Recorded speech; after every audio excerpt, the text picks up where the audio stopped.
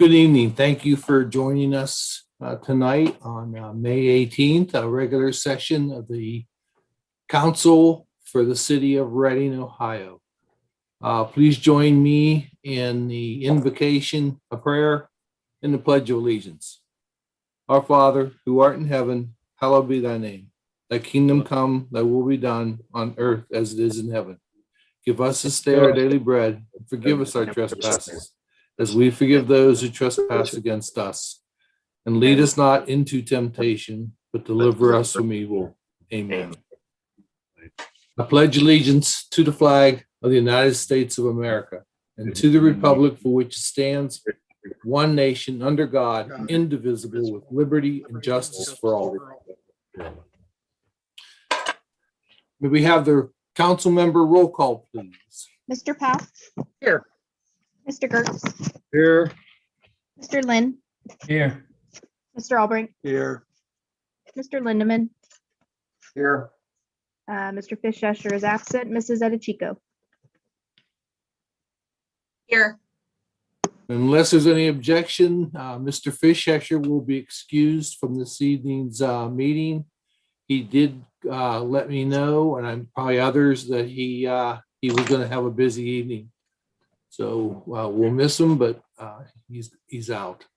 Unless there's any objection, the minutes for the council meeting on May 4th, a regular session, are approved as distributed. Those minutes are approved. The minutes for May 6th will come out and be part of the next meeting. No audience participation before the meeting. Anyone from ICRC see that we have any participation? No, sir. Then we'll go to reading of any communications. There are none. There are none. We will go to council committee reports. Finance Chairman, Mr. Gertz. Thank you, Mr. President. Tonight, I really have decided to explore communication that I want to make.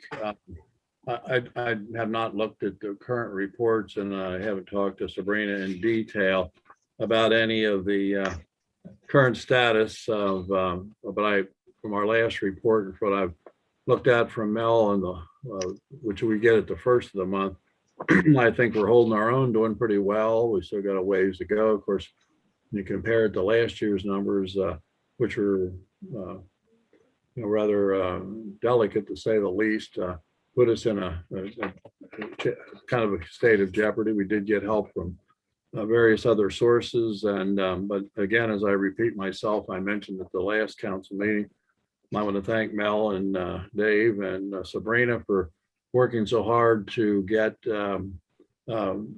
potential funding we might need from other financial institutions. That was all lined up if we got in a jam, that they were willing to help us out. But tonight I'd like to go into something. I've been having some issues, and Carlisle will provide this to you for the minutes. You like them in writing, so it's a letter. We don't have any special guests tonight, which would be like the mayor or the service director, I guess, which is rather peculiar because I used to, years ago, would attend all the meetings. But anyway, in this letter I'm going to address to Mr. Ross, I'll deliver it tomorrow. I try to reach him. Now, maybe you have others have better opportunities to get access and to get, the administration to get involved in their issues and questions. But I have tried to contact Mr. Ross probably 8 times in the last 10 days or so. Emailed him, called him, left messages. I'm told, that he's available 24/7. Now, I talked to Don Lindeman today. He has ability to get to him, and I guess the rest of you do, but maybe it's the obvious because I have concerns about things that are going on more aggressively. But I am going to deliver this to him, and these are just some of the things that I'm questioning. What is the status of the community development block grant money that was supposed to be available for 18, 19, and 20? We voted, although I didn't agree with it. I thought it should be used for flood remediation, but it was supposed to be used for the money was supposed to come through for the council majority voted to redo the restrooms at Canning Park. This is the second time this is trying to be achieved. And I'm concerned that we could lose that money because I brought it up way back 6 months ago before the end of the year, that we could lose it. To my knowledge, nothing has happened. Maybe somebody else has more knowledge than I do about it. I'm only the chairman of the finance committee and worry about finances all the time.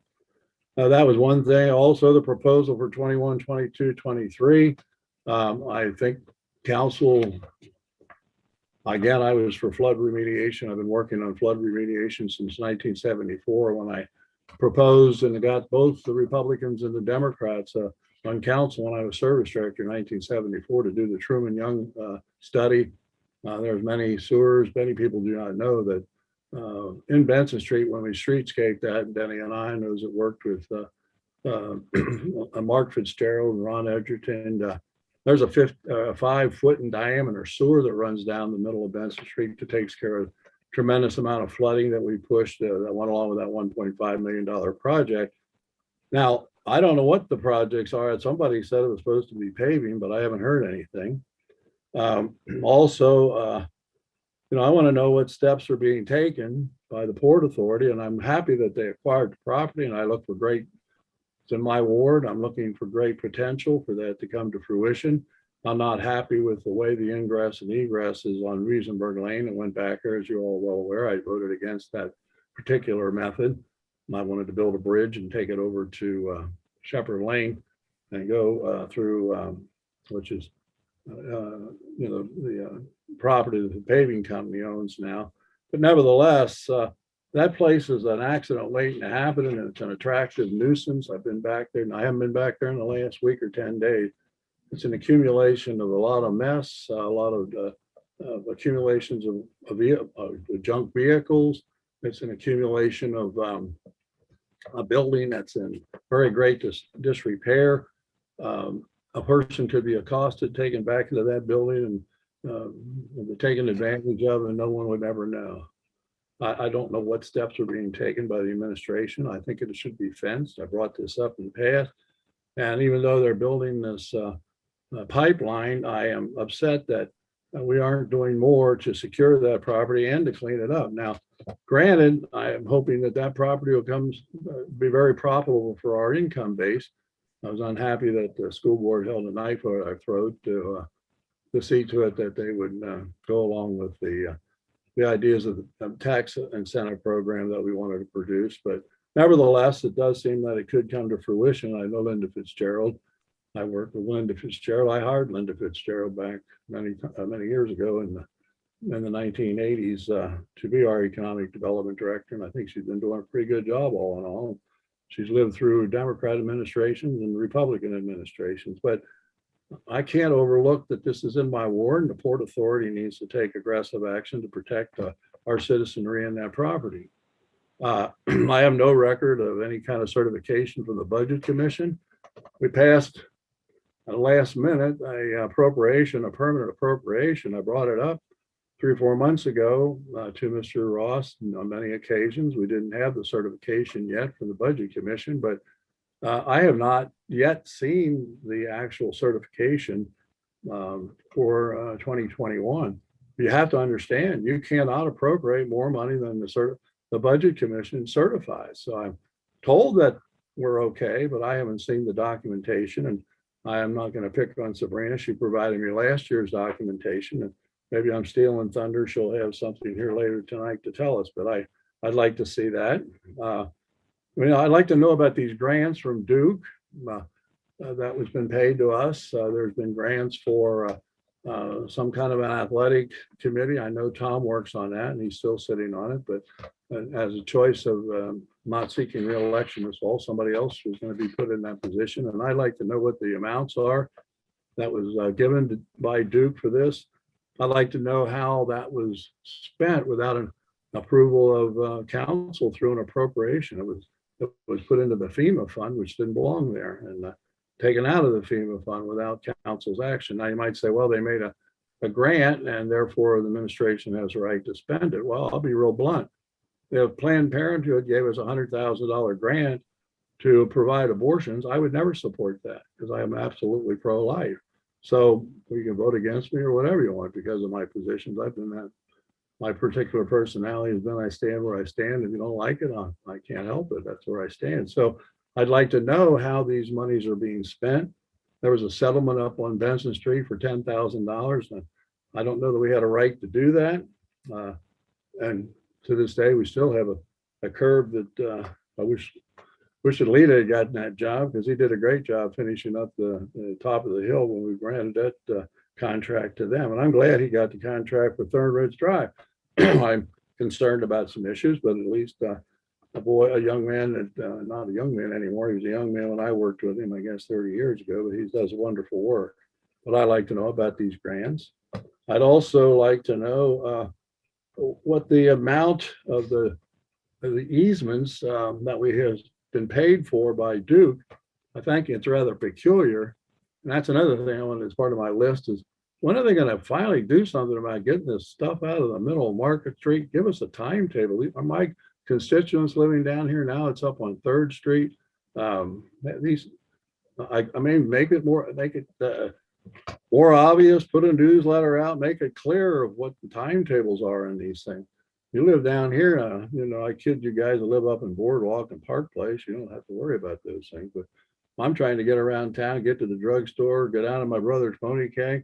I'm gonna go around the block trying to see sometimes how to get somewhere.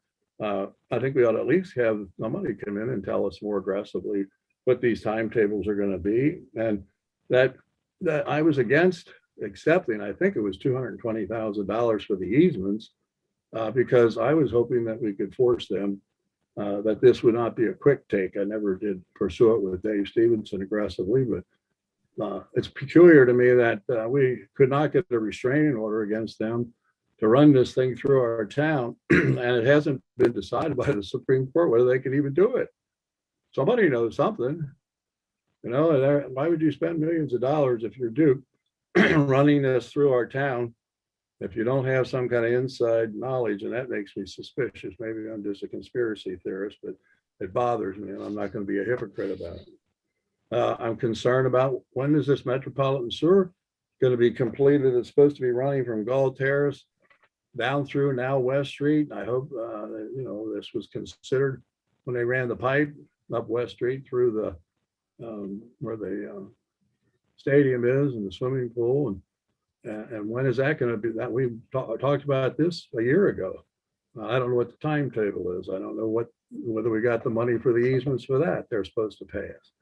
So these things are questions I had like to posture to the service director and get some answers, Also, I'm anticipating still, Joe Biden's giving everybody everything they want to. I can't even believe it now.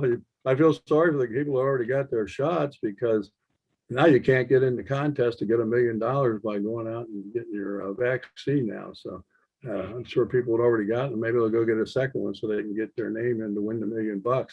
I think it's kind of ridiculous what's going on, but it seems to me that the federal government should be or are going to be doing some distribution of funding through the communities, because I believe the city of Cincinnati has gotten knowledge about what they're going to be doing with it. But I guess I need to know, or like to know, I think council needs to know, and the citizens need to know, if there is going to be more incentive monies given, how much is that going to be? Do we have any idea?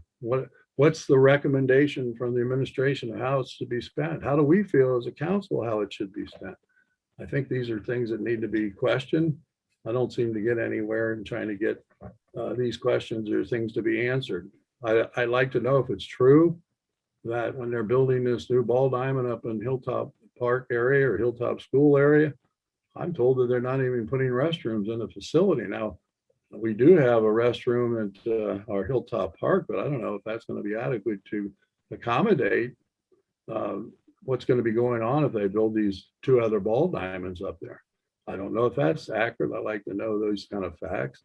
And I'd like to know, what the school is going to do with the property on Jefferson Avenue. I have my own ideas of what I would like to see. I don't want to see some subsidized housing going in there. I'm going to fight that tooth and nail, but I do have ideas of how it could be used to personally, and I intend to proffer that out to my ward people and let them know how I feel, but I don't know if the school's got a game plan on that. And does the city administration know? I know that the mayor is very close with the members of the school board, and maybe Mrs. Edichico could shed some light on it, but I would like to call and find out more. So I'll tell you this much. These are just 12 of the things that I've been raising in my mind that I want to talk with the service director about and or the administration. I think they should be at these meetings. And I'll say it now, it isn't in the letter that I'm sending, but June the 2nd, all of the stuff goes away. We don't have to wear a mask. You can do whatever you want. So I think we ought to go back into council. I think there's legislation that says we don't go back until July. Well, that's been lifted. It's completely. So I think we ought to be back in the council chambers on June the 1st and let the citizens who want to come in and speak say what they want to say and let us be able. And I think we ought to meet our 4 meetings. That's in our rules of council. Maybe we can gather. I can learn more of what's going on in the city. So the only alternative I have, and done a little research on this, I don't like the idea, but if I have to do it, I will. It seems to me maybe I'm feeling sorry for myself, or maybe I'm just cantankerous, but I've never been one to back down. I may file a lawsuit against the safety service director for what they call an action in discovery. And if I can pursue that, I'm only pursuing it as an alternative right now, something to think about. I guarantee you, if it happens, I'm going to depose him for a whole day to do nothing but find out answers to what I think should be given to me as not only a citizen and a councilman, but chairman of the finance committee. So I will be delivering this to you, Carla. I want it in the record as a letter I've written. And I'd like to also to say that whatever has to be done to get answers and allow citizens to be more enlightened about what's transpiring. I've got feedback that these problems with traffic, it's council's fault. I never voted to build that stupid pipeline through Reading. I still oppose it, and I would have done anything, including not even accepting the $220,000 worth of easement money if I thought I could slow it down. But nevertheless, I guess I want to air this. I've taken every attempt I could. As I said, I've called all different times of the day and night. I've sent an email. I have not gotten any real response. And I will get a response one way or the other. I guarantee you that. I want this to go in. I consider it part of my finance report because it deals a lot with finance and how we're going to continue to finance the city and where the citizens are going to be, whether they're going to be required to pony up any more money for other projects, or are we going to get some other monies from other sources? Some of the people, only the people that are on the inside that are there 24 hours a day or 24/7, as we're told by the safety service directors available, or at least the ones that are there 40 hours a week, they have the greater ability to know the knowledge of what's happening. So with that being said, I wanted to make sure council was aware of my position and how I'm going to pursue it. So thank you for my report.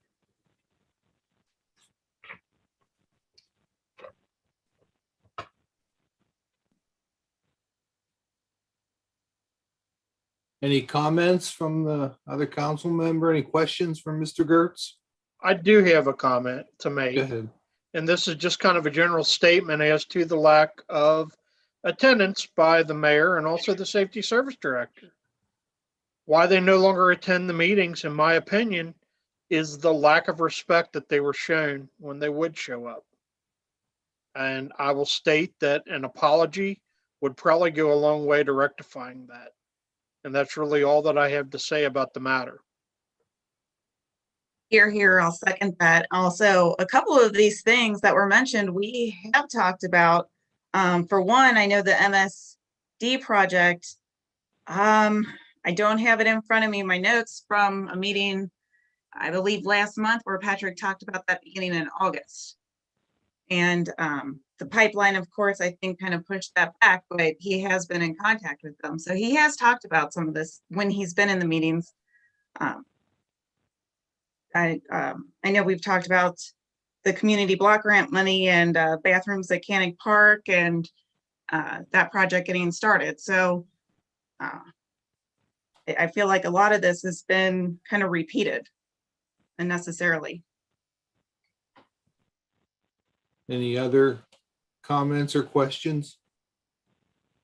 Well, I don't Good, feel I Tom. need to give anybody an apology, and I feel like that they need to do their job and show up and try to communicate better to the citizens of Reading. So that's all I have to say there.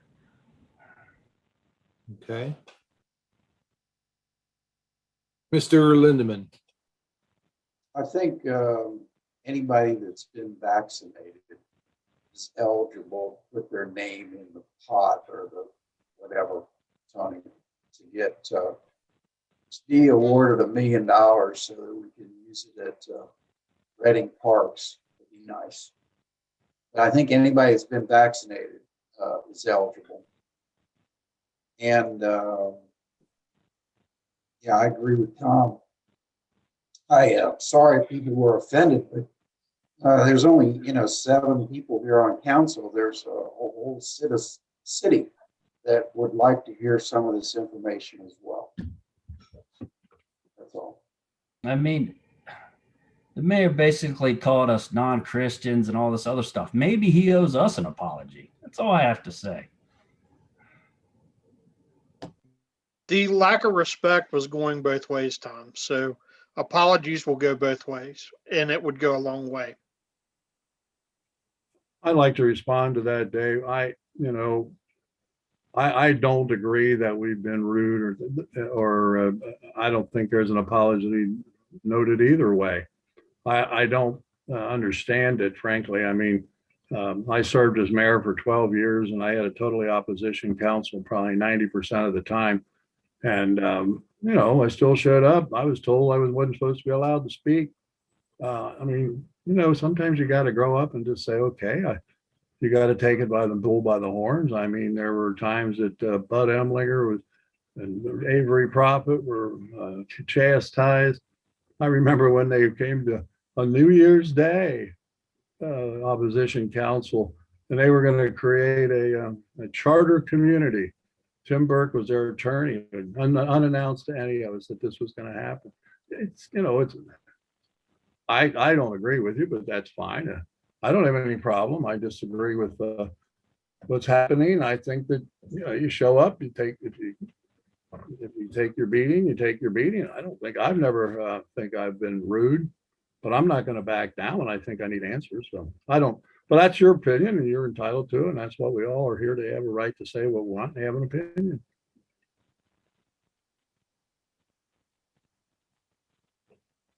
Anything else from anyone? Thank you, Mr. Gertz. You're welcome. Utilities, Lands, and Buildings Chairman, Mr. Lindeman. Thank you, Mr. President. A couple things. I talked to Safety Service Director, Mr. Ross, and also Rick Martin, Property Maintenance Officer, about a couple of issues. A dumpster problem came up. I believe Katie sent me some information on that. And I investigated with Patrick. I followed up. The dumpster was emptied as far as I know. I say that because I went down there a couple times after, and the first time I went down, there was still a lot of debris all over the dumpster. So I don't know if the Public Works Department did that. If they did, thank you. But when I investigated it further, there had only been, I was told, one complaint on that dumpster in several years. So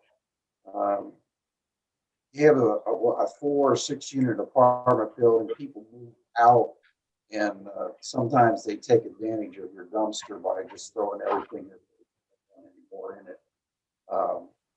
I think there's a business there that's for sale, and they may be cleaning out to make their property more appealing.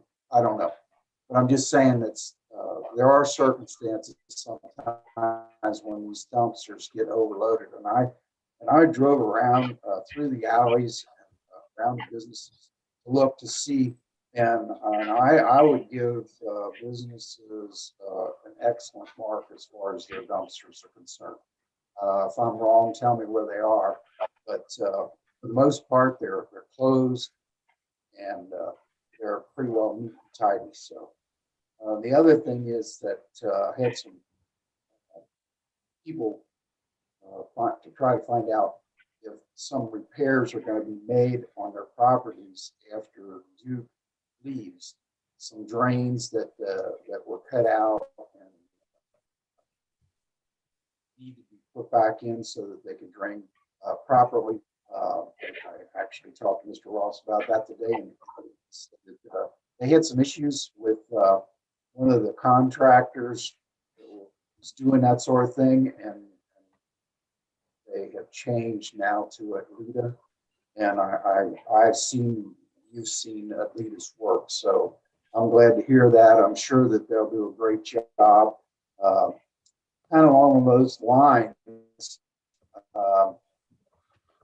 I talked to a couple of people, and Tony mentioned Market Street, that were concerned about their dumpsters being empty.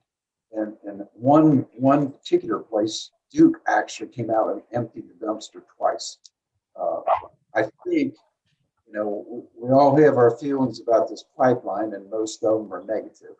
But at least the people that are doing the job trying to cooperate as much as possible with the residents. I give them credit for that, and also give Mr. Ross credit for following up on these things and doing his job. So one other thing, I was just interested, two things actually. Have they done anything more about improving council chambers? Well, we've been out of it for a long time, so if they were going to do anything, it would have been a great opportunity for them.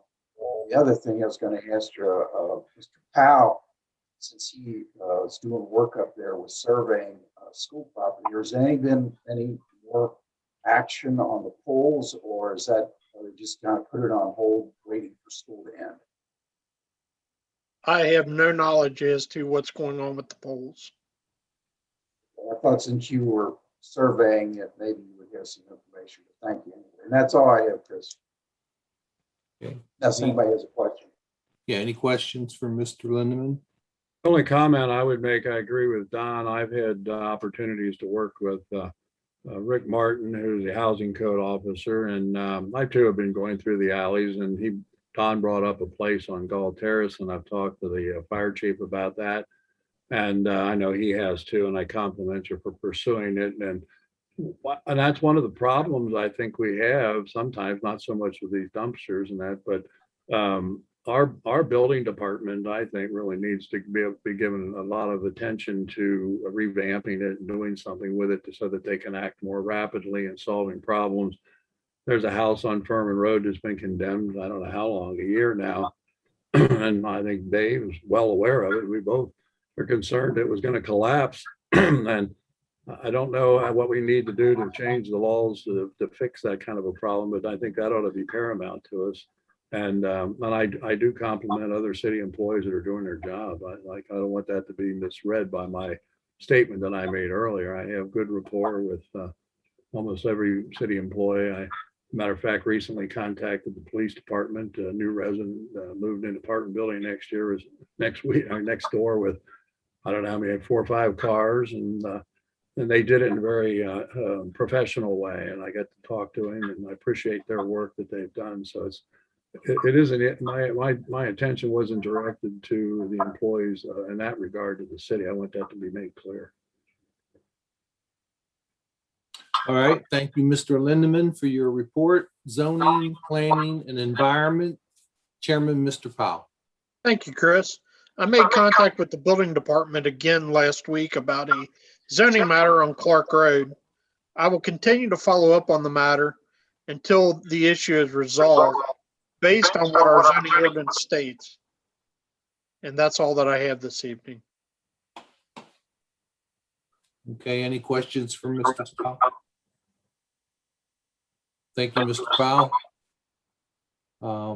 Laws and contracts, Chairman, Ms. Edichito.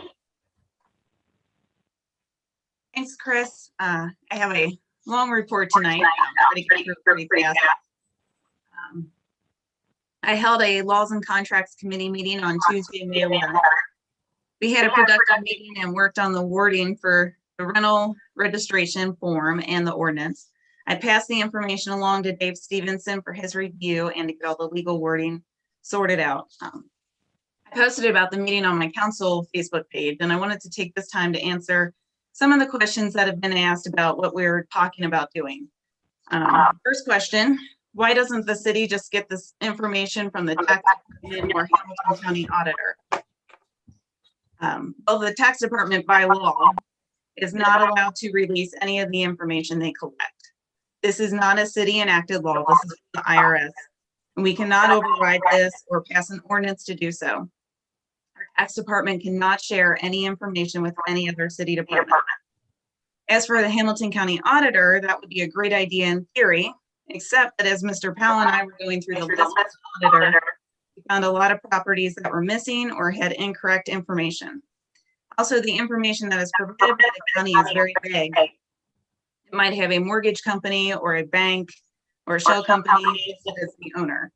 Sometimes the phone number listed is incorrect. The information is not updated. And many times there's no contact name or an email listed. This in turn takes more time for our city departments to figure out how to contact. Hey, Katie, real quick, sorry. Can everybody like mute their microphone because we're getting a lot of background Yeah, I was noise? gonna say that too. I didn't know if it was just me or if it was coming from another room. No, I'm getting a ton and I've got it on my city phone. Tony, Yes.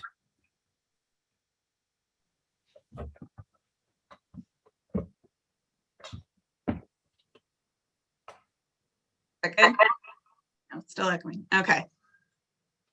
All right. Next question. Will we need to hire personnel to manage the program, or will this take more of a city employee's time driving up the cost of property taxes? No. This would be an online form accessed through our city's website.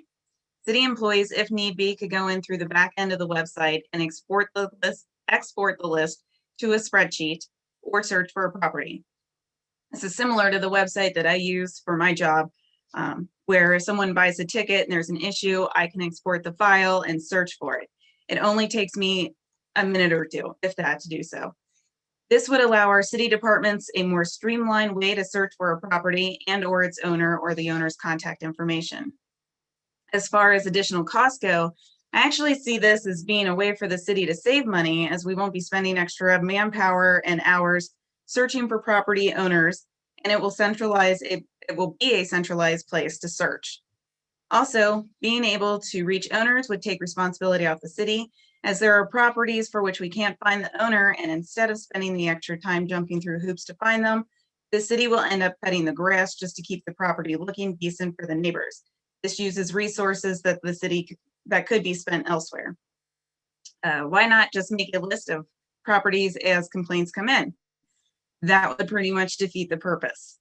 If a property is a nuisance and we can't find the owner, what good would adding it to a list do? This is why we need to have the owner contact information readily available. Is there a fee or cost to property owners? There's no registration fee. There's no application fee. There's no yearly inspections, no inspection fee.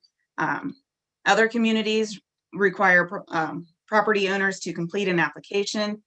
Sometimes that has a fee. They have to do that before they can even purchase the property. Others require yearly inspections. Some of those inspections are at a cost. We will not be doing any of that. This is, I'm sorry, all the property owner would have to do is register, and again, there's no fee to do so. That said, if the owner would fail to register or the information is not updated, then there could be a fine. We have not worked out an amount, like I said, we're still working on all the legal wording and everything. But there needs to be an incentive for owners to complete it. Otherwise, we're in the same boat that we're in now with incomplete information. Why stop bigger rental companies from buying property within the city? If the bigger company wants to buy property and take care of it, that's great. However, that typically does not seem to be the case.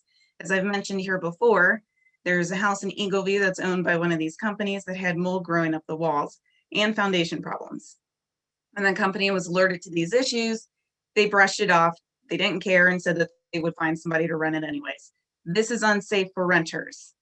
Also, I've talked to several realtors who have mentioned that these companies make cash offers and buy the homes with no contingencies and buy them as is. It's an offer that home sellers find hard to resist.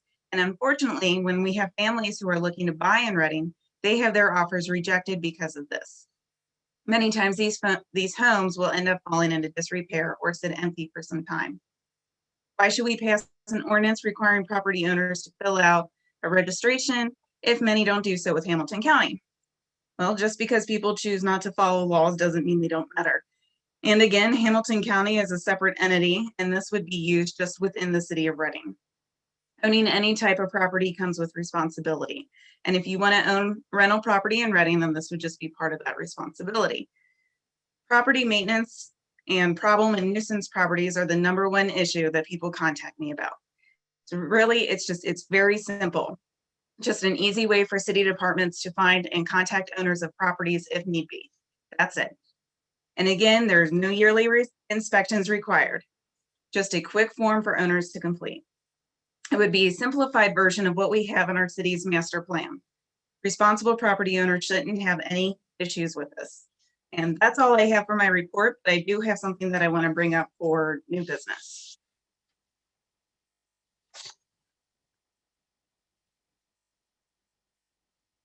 Chris, you're on mute.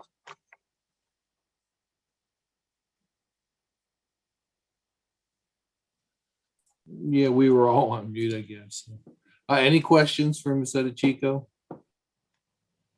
Thank you, Ms. Edichico. Public Health and Safety, Mr. Fischescher is not with us tonight, but he did send in a short report. Will the clerk go ahead and read his report for us? Yes. There is an ordinance on the agenda this evening for the purchase of 2 police cruiser SUVs. This is an anticipated annual expense that is taken from the capital fund. As stated in the ordinance, this needs to be passed as an emergency measure so that we can get the order processed and get it on the list. The $81,000 includes removal and reinstalling equipment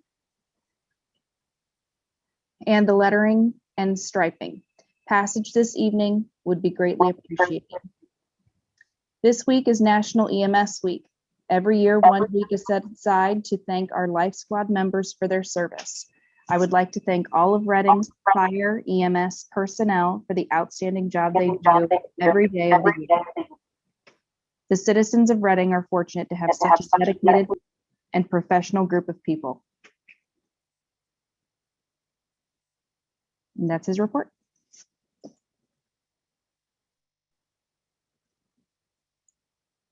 Oh, Chris, you're on mute.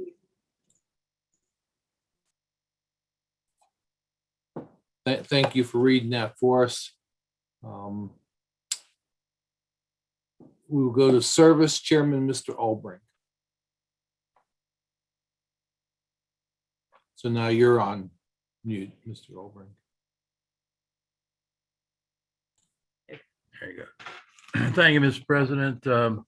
The truck that was ordered at the end of last year is expected to be delivered this mid-month of May. Here will not be here till the end of May, but at least it's supposed to be here. So this Saturday is the test for the mechanic, and hopefully after that's given and the interviews are given, and we can get somebody hired, because we desperately need to have a second mechanic available to us. The service department is power washing the stadium for the commencement exercises for the high school.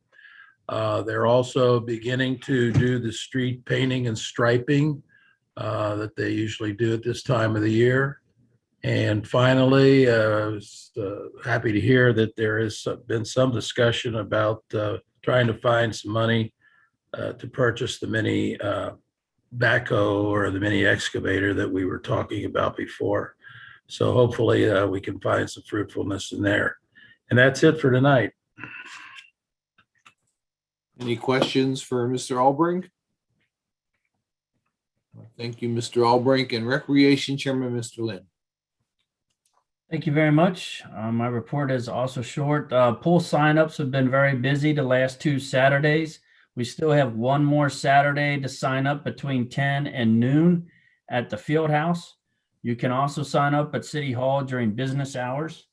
So that's all I have to report. I would like to just make some comments of what we talked about earlier. I've been on council the last 10 years, almost 11 years now. And I think that Bo and Patrick have done a good job.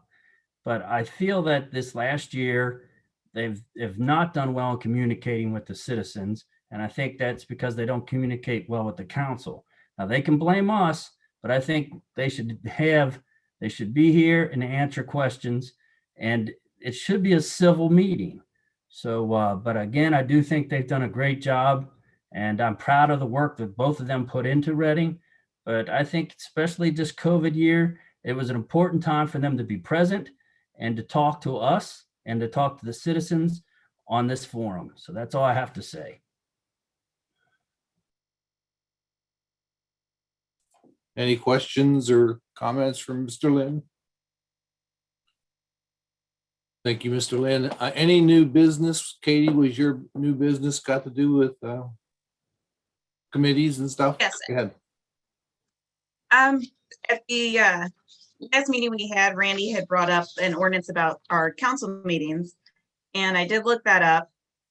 It has in there that in ordinance 214.06, it does state that as of January 1st, 1998, council shall meet on the first and third Tuesday of every month. The only thing that needs to be changed is the time. It has 8 p.m. and not 7:30. I would like to move forward with changing it to 7:30. And I'm wondering, do we need to write up a whole new ordinance to change the time in there? Or is that something we can vote on? The other thing we need to look at is whether or not the notification for special meetings is 12 hours or 24.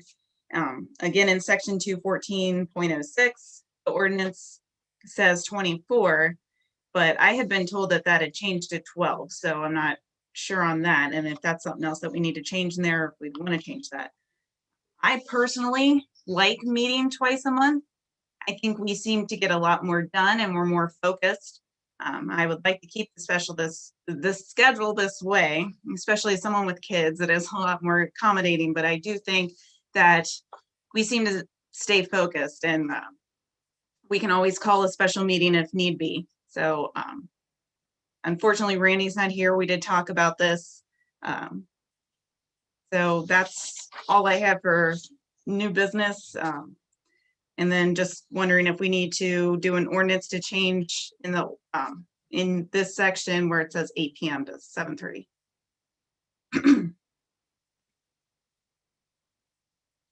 Chris, you're on mute again. I guess I would like to have Mr. Stevenson give you a direction on if you can just bring modifications to the existing, or we have to do a new one. If that's your question. Yes. Mm-hmm. And I would hope Mr. Stevenson can think about that and get back to you directly. I had a comment I'd like to make real quickly on something though, before we go too far. Okay, go ahead, Mr. Gertz. You know, the law requires that there be 3 readings. And one of the reasons we decided to go to extra meetings and meeting 4 times every Tuesday night was that if you had something, citizens deserve to have the 3 readings unless we truly have an emergency. Now, sometimes they're kind of just matters like these police cruisers, we need to take care of that. We can, you know, I think many times we dispense with the further readings. And sometimes the citizens, especially since this whole thing with the Zoom meetings, are very ill-informed. I think they got more when we were doing things in the open council chamber. But if you go to 2 meetings a month, it's going to take 6 weeks to get something passed if you read it 3 times. That's just one quick observation. That, I mean, one of the meetings we had was deliberately for legislative meetings to be able to move things in a way that people could participate more rapidly. They weren't always meetings for work sessions. I think the second Tuesday of the month, if I recall, was done for that purpose. The fourth Tuesday was kind of a work session idea. I don't think they're bad ideas. I'd rather stay at 4 personally. Yeah, even, just 1 minute, Mr. Lindeman, even when there was the off week that we would meet, we didn't usually have ICRC available on those second and fourth weeks. And when we did pass something, it was read during the meeting that we passed something on that off week. There's a, there's two sides to this. And I guess it's going to have to be decided by council. Right now, it's two nights a month, first and third, and it's Zoom meetings, and you can look for that for next week at least, or 2 weeks from now, to continue that way. Well, I would hope that we go to all the requirements are taken off on Wednesday, the 2nd. So to me, it would be sensible to go to the 1st and have it in the council chambers. But there's no mandate to go back to council. There are still people that have not gotten their vaccine that are on council. I'm not going to go into anybody's HIPAA and try to figure that out. No, you don't know that. I know. No one knows because you're not supposed to know that. But you don't know either that we all have or have not. And it's still a risk.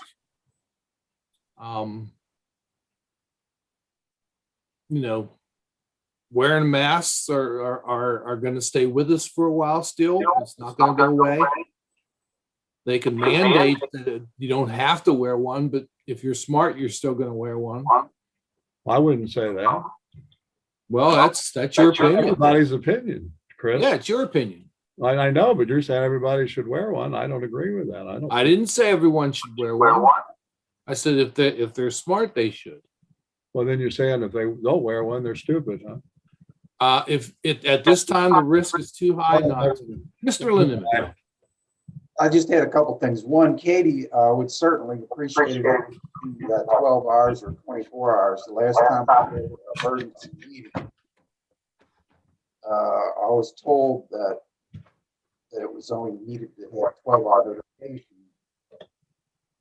So yeah, I think it's important to know that. And I think personally, it's more important for the mayor and the safety service director to attend meetings if we have a trade-off than to have 4 meetings without. That's just my opinion.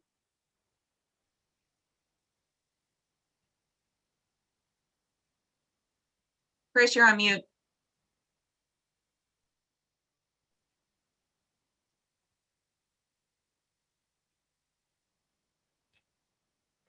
This is a perfect reason why we should have meetings in council chambers. Chris, you're on mute. Chris, you're on mute. All right. There you go. I'm sorry, Mr. Lynn. So Mr. Lindeman, did you say that you're in favor of staying with 2 if we could get additional administration participation?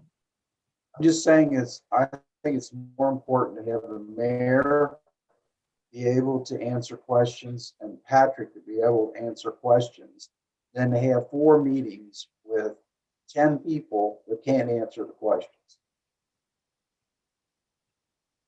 That's my opinion. Go ahead, Mr. Powell. Real quick, Tony, I think it might be your microphone with the feedback. Could you just turn down your computer audio a little bit? You don't need to mute it, just turn it down a little bit. And I think it may quit feeding back.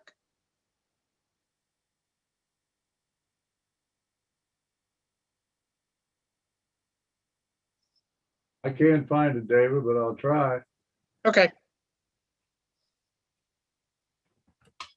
Just one more thing to add. I have looked around at what other communities do, and we were the only one in this area that met weekly. Even a city the size of Blue Ash met twice a month. And really, they had one main meeting, and then the second one was just a work session. So, I mean, if, you know, a city the size of Blue Ash is able to meet twice a month, it seems kind of crazy to meet every week here.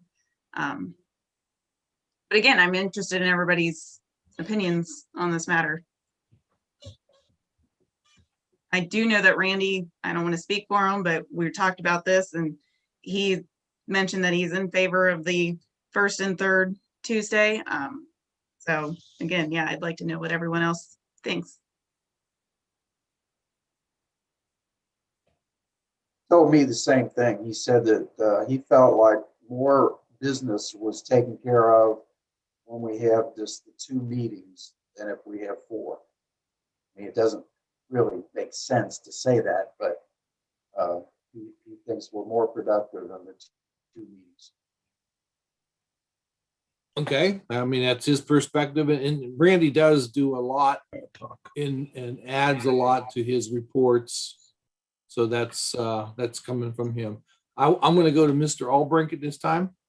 Well, I would be in favor of first and third. I think that's plenty time. We always have the possibility of calling special meetings, which we've done recently.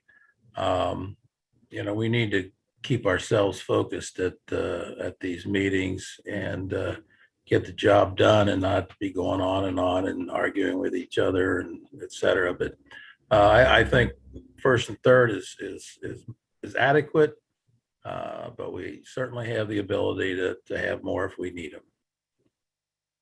And Mr. Lynn. I'm also comfortable with the first and third, but I would state that sometimes we get more work done when the camera's not on. Just something to think about. Anyone else for the discussion on new business by Ms. Chico? Then did you raise your hand, Mr. Powell? Yeah, just, I'm fine with either way. I can see the benefits of both. Let me know when the meeting is and I'll be there. Okay. Well, at this time, we do know that the next meeting will be the first Tuesday in June, and it'll be on Zoom. We will go to reports of officials. Law Director, Mr. Stevenson. Chris, I don't have a report, but in answer to Katie's 2 questions, the manner of calling special meetings is provided in the revised code, specifically in section 731.46, which is a 12-hour limit, either by the mayor or 3 councilmen, provided that notice is served personally or left at the usual place of residence of the councilman. In terms of the times of the meeting, I know there was an ordinance that said council rules a number of years ago, but council actually sets its own rules during each term. We've been at 7:30 meetings for a long time. The 8 o'clock meetings, I think, went away sometime in the 90s. We've been doing the 7:30 meetings by council rule for a long time. And I don't know that we need a different ordinance. If you want to put one together, we certainly can, but I don't see a need for one.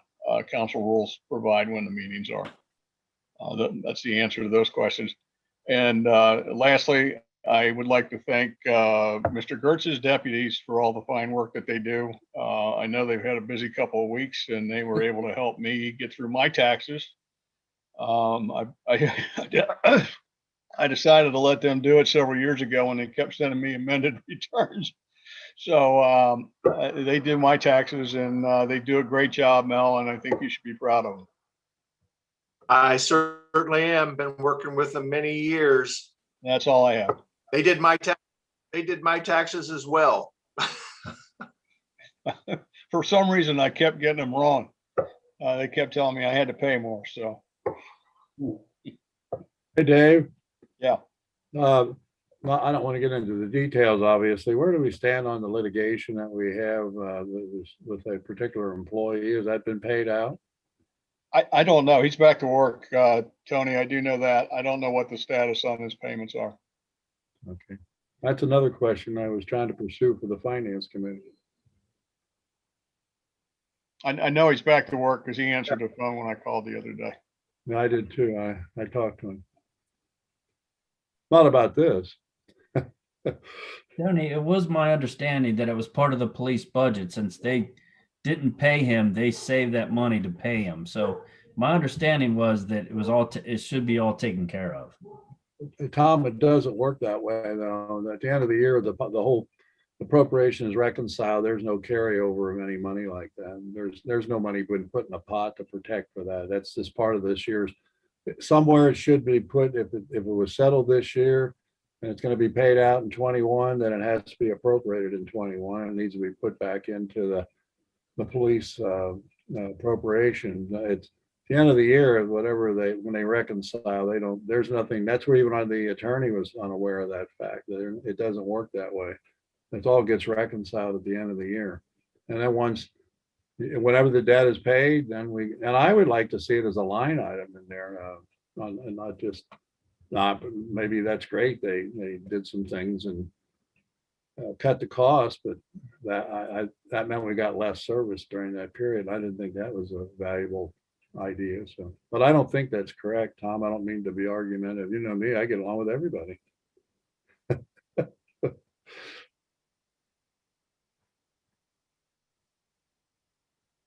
Thank you, Mr. Stevenson, for your comments there.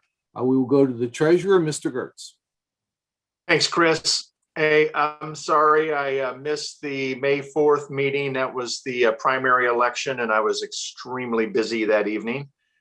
But I do appreciate Tony giving a brief update on our April tax collections, and I will reiterate that at this juncture and give you an update of where we are as far as May month to date. But April was a very, very good month for us. In total, we collected $1,160,458, which was almost 435,000 more than we had collected in April of 2020. Year to date, at the end of April, we had collected $3,129,387. And we are running 20.2% ahead of where we were at the end of April in 2020, or $526,716. So it was a great month for us as compared to the previous year. And years prior to that, it was still an increase from 2019 and 2018. In terms of where we're at today, in terms of May to date through today, we've actually collected, let me take a look here. We've collected $628,937. So we're already running $105,000 ahead of where we were for the total month of May last year. And we still have 8 business days to go. And as you all know, the tax filing deadline was yesterday. So May is going to be another good month for us. So we're already $105,000 ahead, and we still have a couple of weeks to go here. And unless anybody has any questions, that's all I've got for tonight. Katie, you're exactly right. I will comment on some of your comments. From a treasurer's office perspective, there is no sharing of any information or data that is collected by the tax department. That is against the law. So, and I'm the one that's ultimately responsible to make sure that that doesn't happen. That's why we have our own computer servers, et cetera, to make sure that that data is secure. So maybe the people don't realize that, or they think that everybody has access to information, but they don't. It is strictly within the tax department, and we do not share that information with anyone.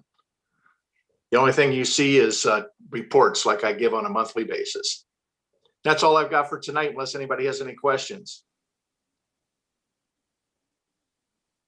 Doesn't look like there's any questions. So thank you, Mr. Gertz. You're welcome. And the auditor, Ms. Smith. Thanks, Chris. Tonight I don't have a formal report, but I do have lots of community updates for later. Thank you.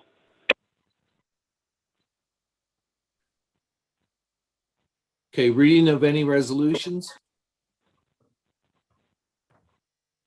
Then we will go ahead and have our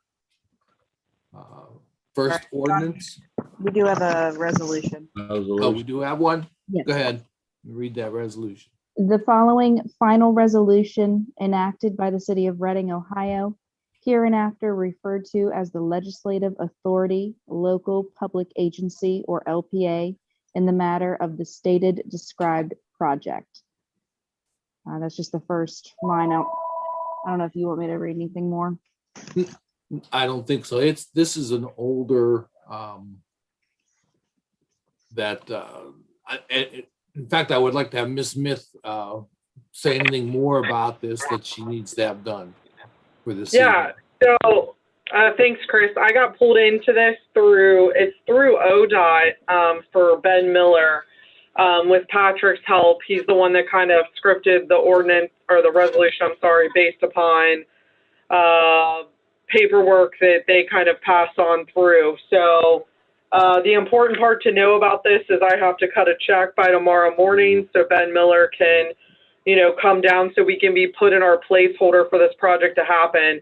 If we do not pass this tonight, it will go down the road to the shift of projects, I believe, or there's a chance it will not be done. I got pulled in as of the 12th of the month on this. So I'm just urging council to please pass this. If you do, I will be driving around to people's houses for signatures after the meeting tonight, just so I can come back and be able to cut the check. So that's pretty much all the information I have on this project, but it's for Reading Road between Sunnybrook and the State Route 126 eastbound exit ramp. Sidewalks, correct? Yes. Yes, do I hear a motion?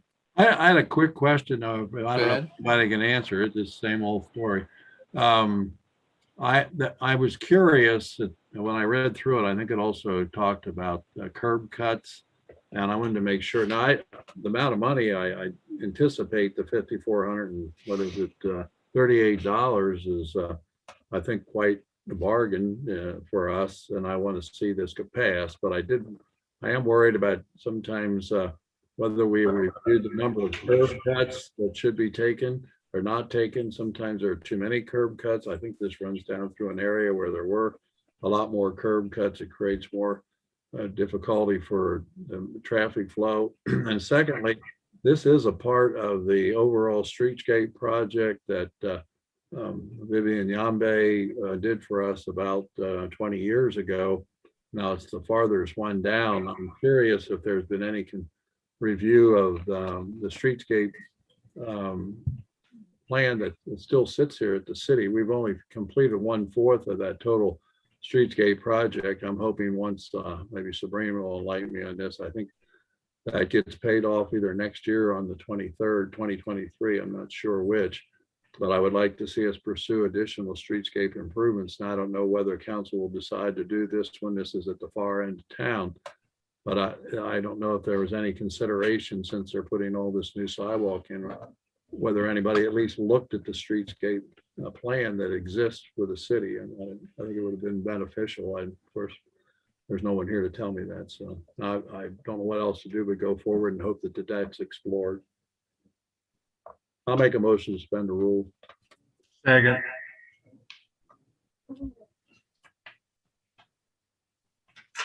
Motion made by Mr. Gertz, seconded by Mr. Albrink, I believe. Yes.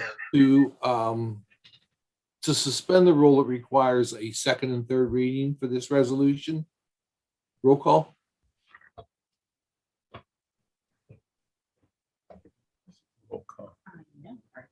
She's on mute. Mr. Powell, Yes. Mr. Gertz, Yes. Mr. Lynn, Yes. Mr. Albright, Yes. Mr. Linneman, Yes. Mrs. Edichico. Yes. That motion passed. Motion to adopt? second, Motion made by Ms. Edichico, second by Mr. Lindeman to adopt the ordinance for the sidewalks. Roll call? Mr. Powell, Yes. Mr. Gertz, Yes. Mr. Lynn, Yes. Mr. Albrecht, Yes. Mr. Lindeman, yes, Mrs. Edichico. Yes. The resolution is adopted and the resolution number I apologize if my number's wrong. I thought I read from the special meeting that the last one was 17, so this would make this 18. Is that 18, correct? 18R, yes. 18R. Okay, then I am right. Okay, 2020, 18R. 2021, 18. Oh, yes, 2021. You got everything right but that one. That number. Tried so hard. Okay, the Yep. ordinance. The ordinance, yes.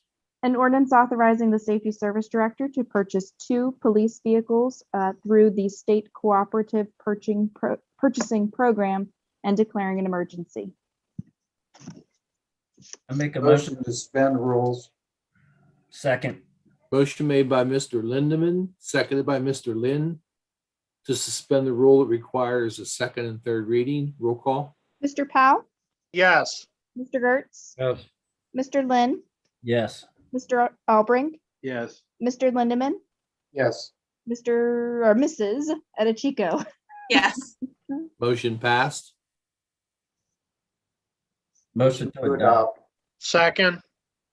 Motion made by Mr. Lynn, seconded by Mr. Powell to adopt the ordinance. Roll call? Mr. Powell, Yes. Mr. Gertz, Yes. Mr. Lynn, Yes. Mr. Albrecht, Yes. Mr. Lindeman, yes, Mrs. Edichico. Yes. The ordinance is adopted and the ordinance number 2021-19. and I will thank you for Mr. Fish Escher because I know that's what he was thinking. So any other business that anyone wants to bring up this evening that we haven't already touched on or reiterate? Yeah. Can I go over a few announcements for the community real quick? Sure, go ahead, Mrs. Perfect. So I just want to let everybody know that the farmers market starts this Friday from 4 to 7 p.m. over off of Vine Street behind Tanyu Tanning in that open area. So there's plenty of parking. There's going to be more vendors there this year, and there's going to be some food trucks and dessert trucks that come on by. So this week we have Granny's Goodies ice cream truck, and then there's a bunch that'll be put on the schedule throughout the season. So it's not only you can get some produce, some different items for your household, but also you can get some dinner or a snack.